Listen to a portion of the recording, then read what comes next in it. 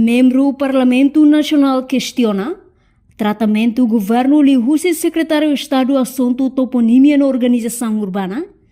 Hasoro vendedor ambulante sira nebe fansirne produto iha dalan ninin sira. Deputado Husi Bancada Freteling Antônio Muniz Kalau levanta questão ne iha plenária Parlamento Nacional terça-feira ne.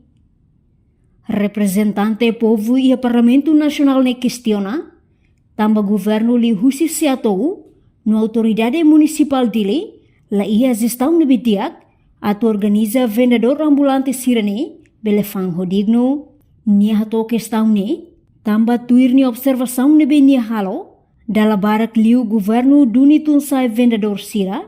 no bandu sira fan sirania produto iha dalang nining iha dele larang. Hakar kuliah ituan kona ba assunto vendedores ambulantes sira iha município dele. Durante nono governo ne ukun ao hal observação ao acompanhamento ba serviço seatou ao autoridade município dele nian eliu baitani vendedores ambulantes sira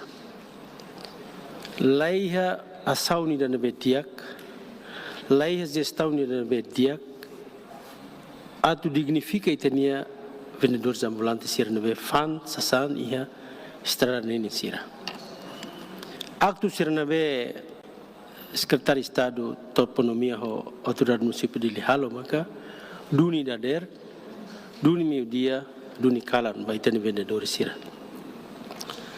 I ad liu mak foi nadau bandu tan itani vendedores sira ambulante sira be fansa sangkalan hodi buka sira ne mori iha cidade dili ne bandu to lebele fan video ida agora viral hela itani on sira be iha Australia observa bos iha Australia ne ba kata emani rai cidade bot vendedores sira organiza halu gestão dia para itani vendedores sira ne vendedores sira bel buka moris ne iha malayani rai mas ita Timor bando totalmente kalan labele fan sasan iha cidade larang ita to halo dili ne han cidade matega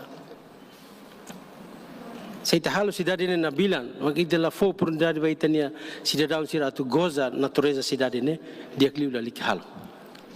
e nunca iha gestão dia kida atu responde vai tania cidadão sira vendedores ambulantes sira durante nono governo ukun atubau na tinan tolune. Husi estagiário Arthur de Araújo da televisão Timor Post.